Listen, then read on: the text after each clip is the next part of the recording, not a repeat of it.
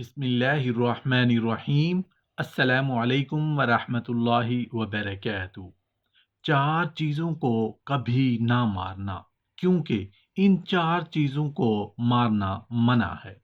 محترم ناظرین، کچھ ایسے جاندار ہیں، کچھ اللہ کی ایسی مخلوق ہے، اللہ کے کچھ ایسے پیارے پرندے ہیں جن کو اللہ پاک نے اور رسول اللہ صلی اللہ علیہ وآلہ وسلم نے روکا ہے کہ ان چار چیزوں کو کبھی نہ مارا کرو۔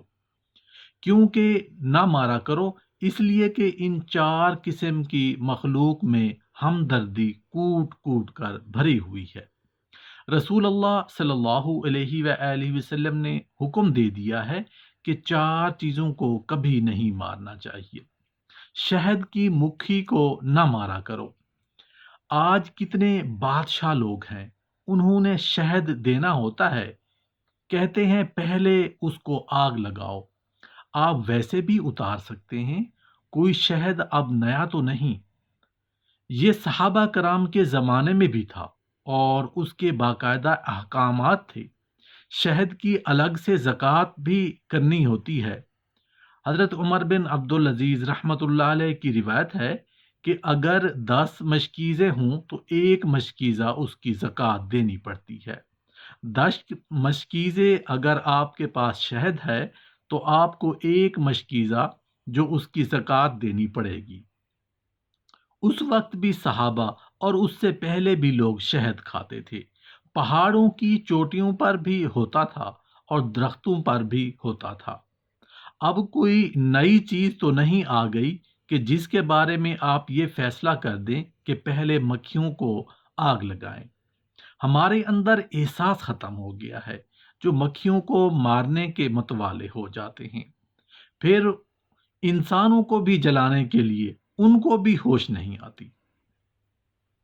اور اللہ کے رسول صلی اللہ علیہ وآلہ وسلم نے کس طرح یہ بات سمجھائی ہے کہ تم نے شہد کی مکھی کو نہیں مارنا۔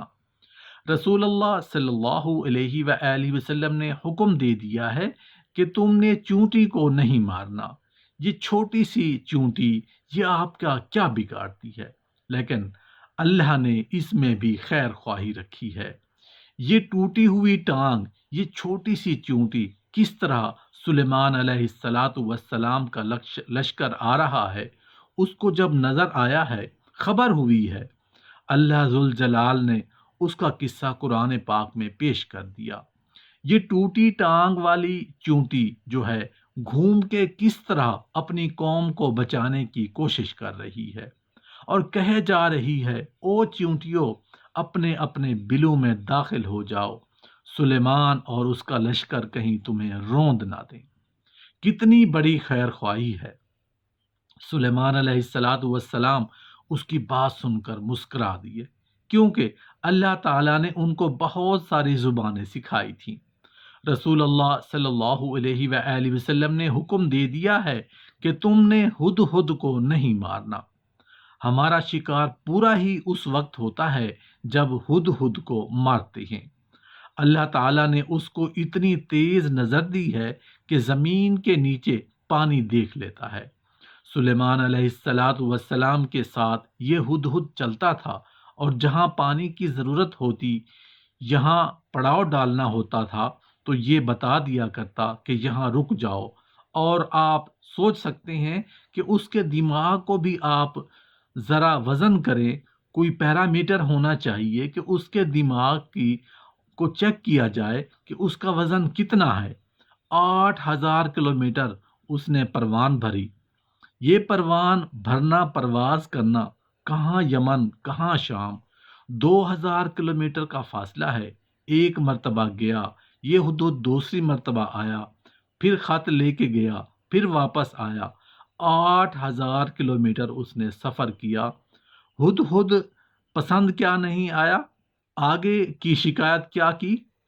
وہ دیکھو، وہ تو لوگ سورج کی پوجا کر رہے تھے اور عورت کو بادشاہ بنائے بیٹھے ہیں۔ کتنی عقل ہے، کتنی دانش کی بات ہے کہ آج قرآن پڑھنے والا شخص یہ قصہ پڑھتا ہے کہ ہدہد کو بھی شرک پسند نہیں آیا۔ اللہ تعالیٰ نے ہمیں 5 5 10 10 کلو کا سر دیا ہے، پھر بھی کہتے ہیں پھر کیا ہوا؟ جس رب نے تمہیں پیدا کیا ہے کھاؤ تم اس کا، جھکو کسی اور کے سامنے، کچھ ہوا ہی نہیں ہے۔ تو اللہ کے رسول نے فرمایا ہدہد کو نہ مارا کرو۔ اور چوتھی بات، وہ سرو ہے جو آپ نے دیکھا ہوگا کہ ایک پرندہ جس کی دم سرخ ہوتی ہے ویسے اس کے مختلف رنگ ہوتے ہیں۔ یہ پرندہ بھی خیر خواہ ہے۔ کیسی خیر خواہی کرتا ہے؟ کیڑے مکوڑوں کا بھی زندہ رہنے کو جی چاہتا ہے۔ آپ نے دیکھا ہوگا کہ مینڈک بیٹھا ہوگا، 1 منٹ میں کتنے کیڑے کھا جاتا ہے۔ اگر اس کے دائیں بائیں ہوں، یہ پرندہ چھوٹے چھوٹے جانوروں کی زندگی بچانے کے لیے کوشش کرتا ہے۔ جس کے اندر خیر خواہی ہے، جس کے اندر ہمدردی ہے، رب تعالیٰ نے اس کی حفاظت کا حکم دے دیا ہے۔ ان چاروں کو مارنے سے روکا گیا ہے کہ ان کو قتل نہ کرو کیونکہ یہ خیر خواہ ہیں۔ مینڈک کو مارنا کیسا ہے؟ کیا مینڈک کو مارنا منع ہے؟ ایک بات مشہور ہے کہ آپ صلی اللہ علیہ وآلہ وسلم نے مینڈک کو مارنے سے منع فرمایا، اور اس کی وجہ یہ ارشاد فرمائی کہ مینڈک حضرت ابراہیم علیہ السلام کی آگ کو بجھانے کے لیے پانی لاتا تھا۔ کیا اس بات میں کوئی سچائی ہے؟ محترم سامعین و ناظرین، یہاں غور طلب 2 باتیں ہیں۔ ایک بات، کیا آپ صلی اللہ علیہ وآلہ وسلم نے مینڈک کو مارنے سے روکا ہے؟ دوسری بات کہ آپ صلی اللہ علیہ وآلہ وسلم نے یہ وجہ بھی بتائی ہے کہ مینڈک نے ابراہیم علیہ السلام کی آگ کو بجھانے کی کوشش کی تھی۔ دونوں باتیں علیحدہ علیحدہ ہیں۔ پہلی بات، جن روایات میں مینڈک کو مارنے سے منع کیا گیا ہے وہ روایات سند کے اعتبار سے درست ہیں، اور آپ صلی اللہ علیہ وآلہ وسلم نے مینڈک کو مارنے سے منع کیا ہے، یہ حکم ثابت ہے۔ روایت نمبر 1، آپ علیہ السلام نے 5 چیزوں کو قتل کرنے سے منع کیا: چیونٹی، شہد کی مکھی، مینڈک اور سرو۔ یہ چڑیا کی طرح کا ایک پرندہ ہے۔ اور ہدہد۔ روایت نمبر 2، حضرت عبداللہ بن عمر بن عاص رضی اللہ عنہ روایت کرتے ہیں کہ مینڈک کو مارنے سے منع کیا گیا ہے کیونکہ اس کی آواز تسبیح ہے۔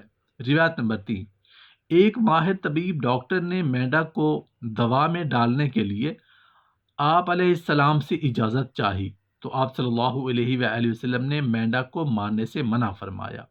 یہ ایک بات مکمل ہوئی۔ دوسری بات کہ مینڈک کا حضرت ابراہیم علیہ السلام کی آگ بجھانے کی کوشش کرنا، اس موضوع سے متعلق مختلف روایات ہیں۔ میں آپ کے سامنے 4 روایتیں بطور نمونہ پیش کرنا چاہوں گا۔ نمبر 1، آپ علیہ السلام نے فرمایا مینڈک کو امن دو کیونکہ اس کی آواز تسبیح ہے، اور تمام جانوروں نے ابراہیم علیہ السلام والی آگ کو بجھانے کی اجازت چاہی تو مینڈک کو اجازت دے دی گئی۔ روایت نمبر 2، آپ علیہ السلام نے فرمایا مینڈک کو برا مت کہو کیونکہ اس کی آواز تسبیح ہے۔ ان دونوں روایات پر کوئی اعتبار نہیں کیونکہ ان کے اندر پائے جانے والے 2 راوی انتہائی کمزور ہیں، ابو سعید شامی اور نمبر 2 ابان۔ ان 2 راویوں کی کمزوری کی وجہ سے یہ روایات کتابوں میں ذکر تو کی گئی ہیں، لیکن محدثین نے ان دونوں کی بات کو ناقابل اعتبار قرار دیا۔ روایت نمبر 3، آپ علیہ السلام نے فرمایا کہ مینڈک ابراہیم علیہ السلام کی آگ کو بجھاتا تھا اور گرگٹ اس کو پھونک مار کر جلاتا تھا۔ یہ روایت نمبر 3 محدثین نے تحقیق کر کے یہ بات کہہ دی ہے کہ اس کی سند نہیں پہنچ سکی۔ اس کی سند کے متعلق کچھ نہیں کہا جا سکتا۔ اور یاد رکھیے گا، جب محدثین کسی روایت کے بارے میں کہیں کہ اس کی سند ہم تک نہیں پہنچی تو سمجھ لینا چاہیے کہ یہ روایت مشہور ہے، اس پر اعتماد نہیں کیا جا سکتا۔ روایت نمبر 4، آپ صلی اللہ علیہ وآلہ وسلم نے فرمایا مینڈک کو قتل مت کرو کیونکہ یہ اللہ کی مخلوقات میں سب سے زیادہ ذکر کرنے والی مخلوق ہے۔ اس چوتھی روایت کی سند میں بھی ایک راوی ہے، سلیمان بن ارقم، جس کو محدثین نے متروک قرار دیا۔ متروک کا مطلب یہ ہوتا ہے کہ محدثین اس کی بیان کردہ روایت پر اعتماد نہیں کرتے۔ خلاصہ کلام یہ ہوا کہ آپ صلی اللہ علیہ وآلہ وسلم نے مینڈک کو مارنے سے منع فرمایا، لیکن اس منع فرمانے کی وجہ مینڈک کا ابراہیم علیہ السلام کی آگ کو بجھانے کی کوشش کرنا، یہ بات درست نہیں۔